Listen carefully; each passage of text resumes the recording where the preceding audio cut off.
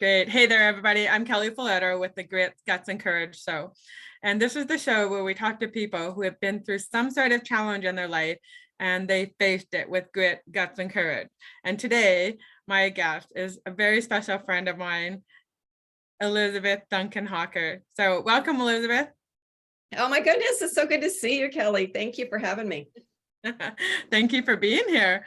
You know, I still remember when you and I met for the very first time on one of my boot camps, and you're like, I got to write a book. And, you know, we had it done probably in less than 3 months. Oh yeah, absolutely. It was like, I need this thing published. Let's do this. Yeah, it was just crazy how fast we did it. And, you know, it's so exciting because your book is still on the bestseller list after a year.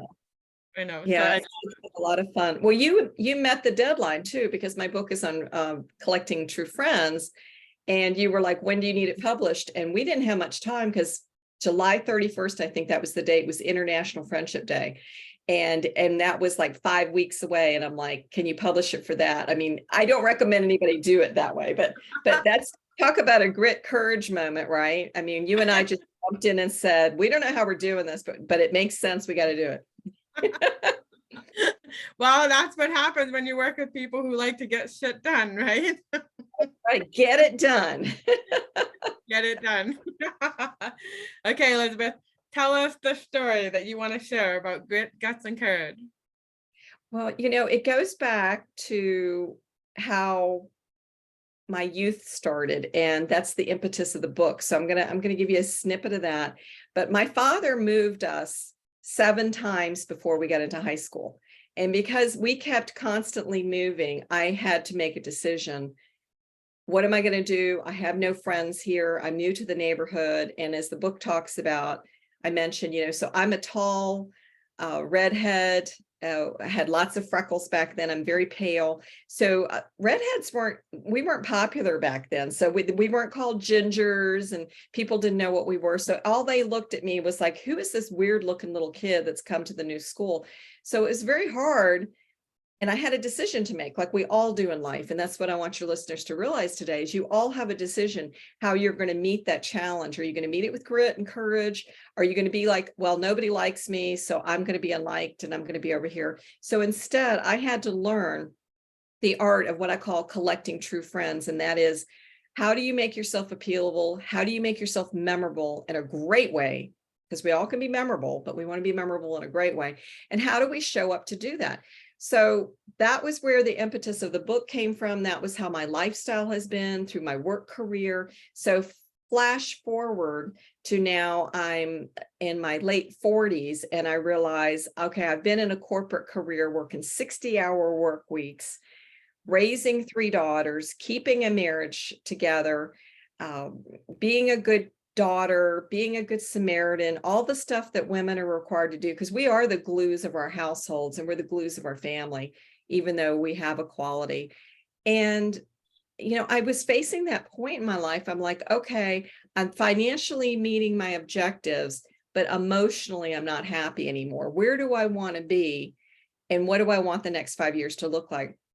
And see, I gulped. So anybody that's watching this and stuff, so my body language is telling you how uncomfortable it was. So when you're facing a reality like I was, it's like, okay, before I get 50, where do I want to be? What do I want my next decade to look like? Because these are not the people I want to hang with. These are not the deadlines I want to meet. I don't want to work 60-hour work weeks anymore. I am worth more than this corporate career. However, the problem is, and I think a lot of your women listeners will get to that point in their life too, is when they start paying you so well and you're so comfortable financially, and hopefully everyone's getting to that point and they can relate to that, then you're incentivized to keep putting up with stuff that you just know is not true to your core. And that's the challenge that I face. So the grits, what have we got? Grits, courage, and what's the last word? Grit, guts, and courage. Grits, guts, and courage, right? So that's where the guts come in, is that you have the grit, you're doing it and you're a success, but you got to have the guts. And the guts is the part that's inside of you, like that middle chakra that vibrates. When you're happy, it usually feels like butterflies, but when you're unhappy, it feels like a knot in your stomach. And if you're not going to that part in your life where you're walking into a meeting or you're walking into a room and you're seeing people and it gives you the butterflies or the happiness or the tingling up the back of your neck, if instead your stomach's nodding and you're feeling like, oh my gosh, here I am again with these people. When you get to that point, then you have the vibration there that tells you, talk to the Holy Spirit and say, where am I supposed to be? And that was the moment I'd have the courage to say, this is not where I'm supposed to be anymore. So I've done everything I can, even though I'm fantastic at this, they're paying me very well.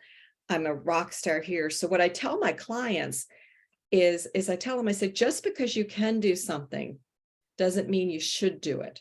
And I was at that point, and that was that pivotal moment before I turned 50. And I said, there's got to be something different here. So the scariest thing, besides having children, because I think we all go, oh my gosh, I'm responsible for somebody, right? When they put that baby in your arms and you're looking, and the sweet babies look at it like, I hope you know what you're doing, right?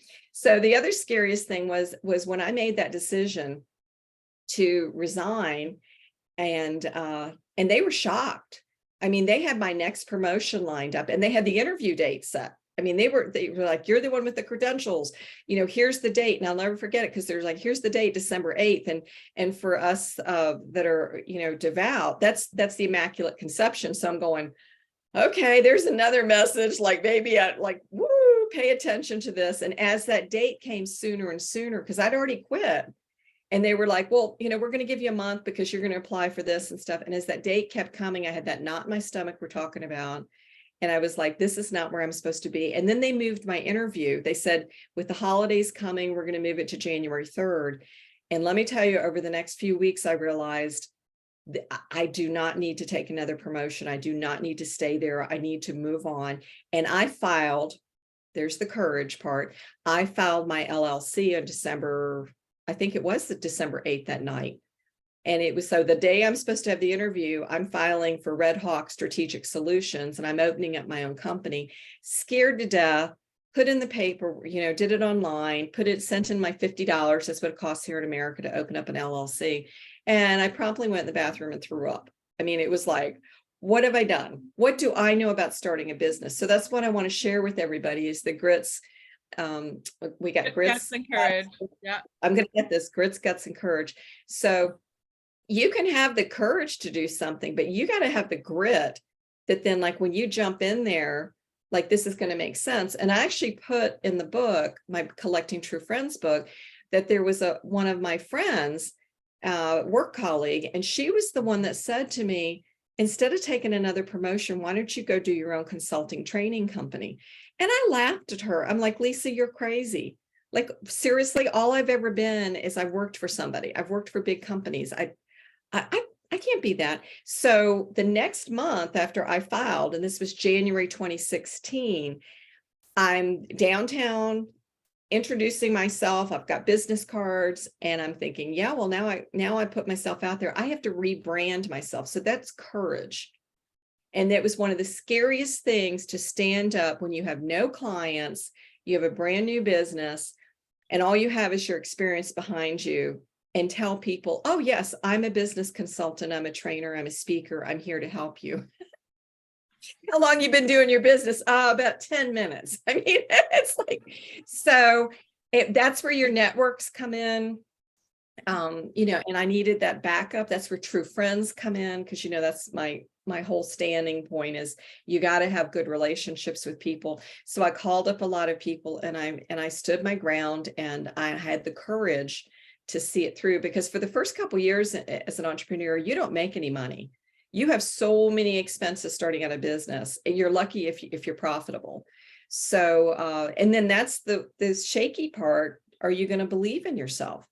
Are you going to believe that this could happen? And if somebody had told me when I filed December 8th, 2015, sitting at the computer there to start a company, the Red Hawk Strategic Solutions, if somebody had said to me, Elizabeth, you're going to go on to train thousands of people, you're going to help businesses increase their revenue, and then you're going to be on the speaking circuit, but what's even cooler is you're going to write a best-selling book with Kelly Woodhouse. It's like, and she's going to produce it, publish it, and produce it for you.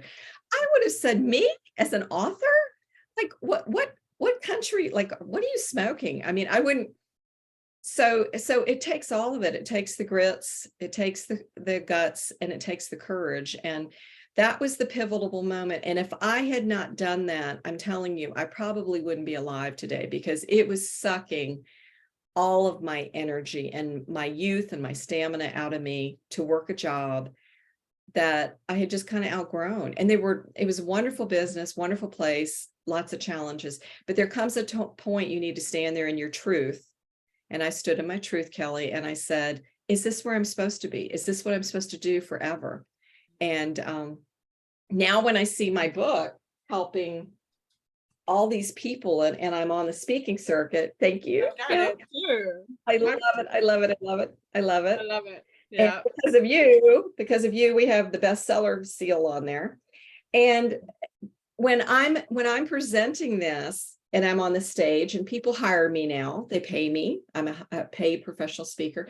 And I weave the book in there as far as friendships or allies in your business too. So it's not just collecting true friends on a personal level, but it's also about the whole, when you meet people, are you meeting people and you're bringing them into your life to make their life better, to make your life better? And then also, are you getting the discernment to be aware of who doesn't make the cut? And there's some people we should just always be polite and nice to, and because that's the right thing to do. But there's other people we should never, ever have coffee with. We should never let them get closer to us. We should never have that excitement when they're like, we'd love to collaborate. Oh yeah, I've heard that so many times. And then later I find out, ooh, not what I thought. So that discernment is been huge to having the courage to move forward. But I didn't have as much of it when I started. And that's where now I realize that my gift is a true, and it's a tangible gift. I help businesses grow financially. I help them grow understanding how to treat people. And that's where I believe that that's the divinity from God. That's my gift that was given to me.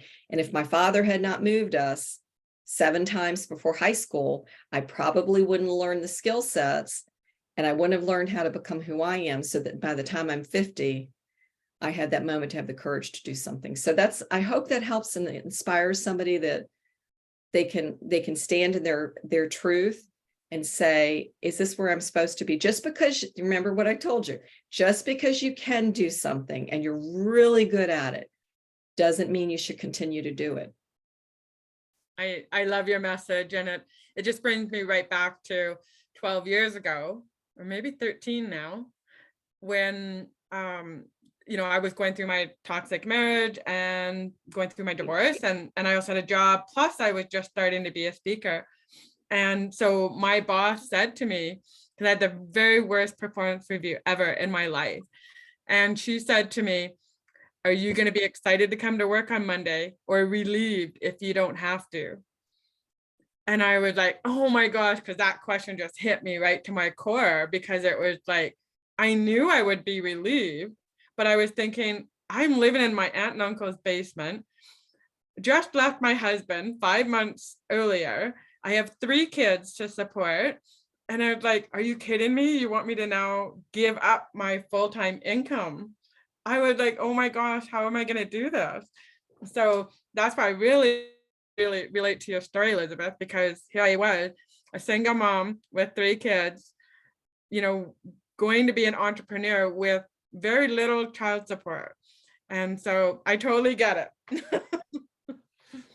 It's terrifying. And on the flip, I mean, you can also be financially secure, and work and save, but money means nothing. And I have seen so many of my friends or business colleagues I'll run into, and they've hit that financial mark. So whether you're living in a basement and your family's helping you, and you're thinking, I will never get out of this hole, because you weren't in a hole before. You chose to say, I have the grits and guts and courage to get out of here, and I'm moving. So that was temporary situation for you. But I've seen the flip side of it too. And that's what's called the golden handcuffs. I've seen women or men stay in marriages that they weren't happy in because it wasn't quite that bad, or stay at jobs that weren't quite that bad because the money was so good, or they were so comfortable, or this or that. And then they never become the next them, and God teaches us you have to walk through a door and have that faith and close it, because if you don't, you're not going to know what's on the other side. So you can't kind of just keep straddling things and going, well, it's not quite that bad. I'll just see what turns out. When that door opens, then I'll get up off my rear end and then I'll go walk through the door. That's not how life works. I mean, because there's no commitment with that. You know, it's kind of like with when we learn to ride our bikes. Did y'all have training wheels up in Canada? Oh yeah. On your bike, Yeah. bicycle? But it's kind of like that. It's like, you know, you're comfortable, like, oh, I'm riding my bike. I mean, you know, but there comes to that age that then people are laughing at you going, yeah, you're riding your bike, you got training wheels on. Like, when are you going to take a risk? And then, you know, and then you usually have peer pressure that says, okay, hey, dad, can you take my training wheels off? And then what are you doing? And that's kind of like what your book is about here. You're scared to death. You're getting the butterflies again, like, oh, because it's pushing us to the next level. And when we just sit there and keep riding around with training wheels, or we're not willing to get up and walk through the door and shut it because you say, this is not serving me anymore. This is not, I'm better than this. I can be more than this. Then you're riding around with training wheels, and people are going to look at you and go, it's really a shame because she or he could have done so much more with their life. And wouldn't that be like the worst thing in the world if like you're dying? If somebody was like, she could have done so much more with her life, but she chose to, you just stay there. I mean, that would be like the saddest thing if you were hearing it, right? You'd go, well, oh, so I do. So they thought I could do more. So we just got to believe in ourselves. And I loved it when you said you felt it to your core, because that to me is that whole stomach zone there. And that's where grit comes from. Grit is resilience. It is like, you don't have it all figured out, but it's that thing in you. And I call it in my gut. That's why I loved it when you said grits and guts. And it's right there, and it's right underneath, right between your breastbone there. I don't know if you guys can feel me, but it's right here. And when you got that, you just, and you, I mean, it's your vibration being talked to you, because your body knows what you need, you know, and the world knows what you need. But a lot of times we don't want to listen, because guess what? It's just not that bad, is it? No, it's terrible. I know. So Elizabeth, what would you tell somebody going through the exact same thing? So another lady comes up to you and she says, Elizabeth, I just feel stuck. I have this dream, I have this passion of something I want to do, but I'm making way too much money and I can't give it up because we'll lose our house, or my kids will be mad at me, or whatever. My husband will be mad at me. What would you tell someone? Or they're going to laugh at me. I think that's the bigger thing people are more concerned about, is they're going to talk about you and laugh about you, which they will. So that's where the courage is going to have to come in. So you're going to have to make up your mind that some people are going to think you're just plain crazy. I can't tell you how many people were just calling me up and going, what are you doing? What are you doing? And the first thing they're going to think you're doing, if you're over 40, is they're going to think you're having a midlife crisis, which I think is hilarious. I was over like, 40 when I left.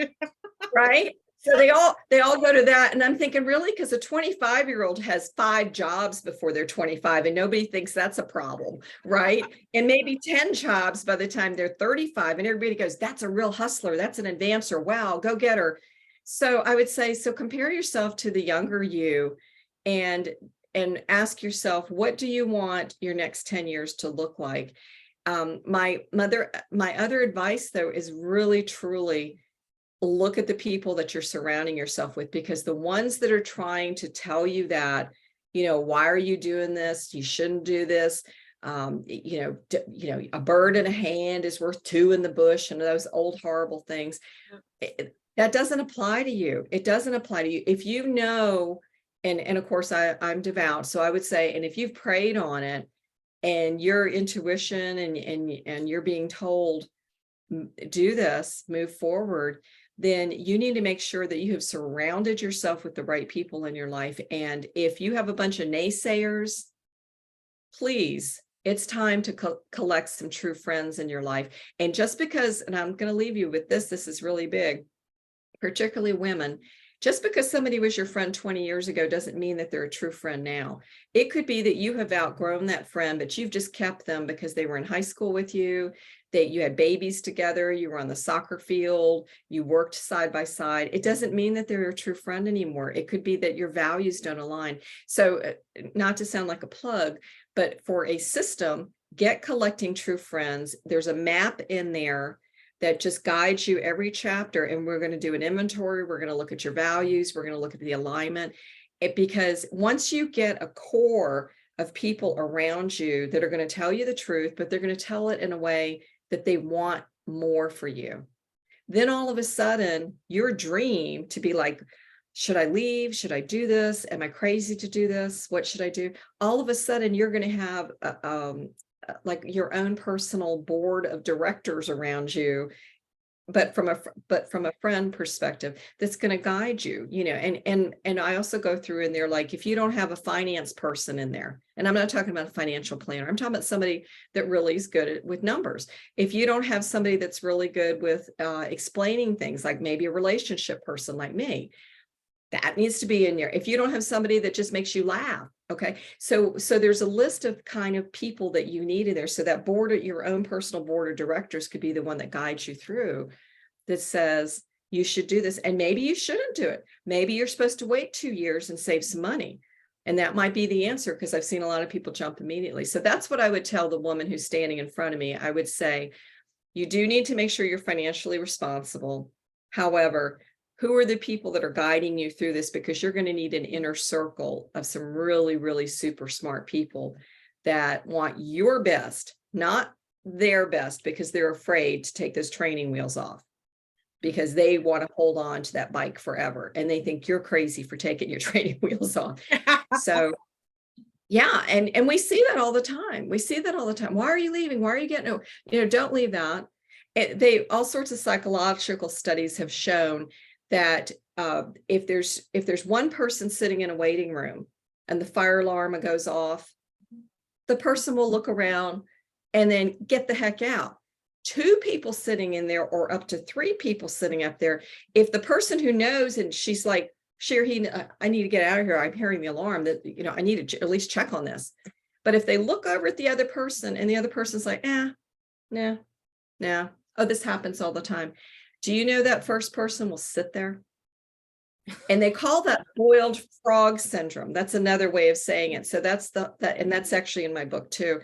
But it's talking about that if you try to take a frog and dump it in hot boiling water, it's an analogy, everybody relax. But it's like, but the frog's going to jump out. But if you put the frog in the water and you start turning up the heat, which has happened to us in the business world all the time, and they keep turning it up and making it worse and making it worse, we will stew ourselves to death. So that's what I said. I knew that if I'd stayed there that long, I would probably not be alive. I mean, just because physically I was working myself to death, and that is possible. So that's what I would tell the person, is like, get the right people in your life and then have a strategic plan. Super important. And maybe who knows better for you than you know. Is it time to take my training wheels off, or do I need to wait a year? Okay, so Elizabeth, the last question is how can people work with you? And I know you've got your book, You're Collecting True Friends, which I just love, but how can people work with you and get in touch with you? Oh, absolutely. So I think in the chat there, I've given you my link tree. So I am the Red Hawk on Linktree. And will you put that in there for them? They'll see that on the link. That's beautiful.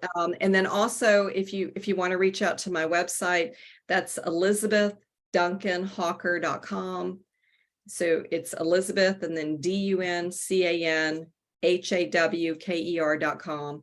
If you want a gift, then you do that same website /secrets. And what you're going to get, and I didn't realize I was going to show that to you guys today. I'm just being moved to do it, but I'm going to send you the 7 secrets to connect effectively well everywhere, every time. And I don't spam people. You're not going to get a bunch of emails from me. You're just going to get that document that's going to come out. So I'll put that in the chat too. But that's another way, because I just want to give. I want you all to have a better life. It's in the chat there. And Yeah, and if you need a speaker, I keynote speak, I come before and I train. Go right to the website. We'll hook you up with that, and would love to help you people. There's nothing more exciting for me when I see the light bulbs go off in the audience, or when I'm working with clients and they're just like, I had no idea. And I'm like, now I know I'm standing exactly where I'm supposed to be. And I think that's, Kelly, why you're writing this book, is because so many of us need to be reminded that there's so many more light bulbs we can make go off Yeah, for people. that's You know, awesome. Thank you. Thank yeah, you so much, Elizabeth. my So pleasure. that is our episode with Elizabeth Duncan Hawker, and she's just a beautiful soul. And also, we do have the book coming out, so grab a copy of the book and the Grit, Guts, and Courage book, and that's where you'll actually get to also read Elizabeth's story. So thank you so much, Elizabeth. It's so great chatting with you today. Oh, always a pleasure. Thank you, Kelly. You're very welcome.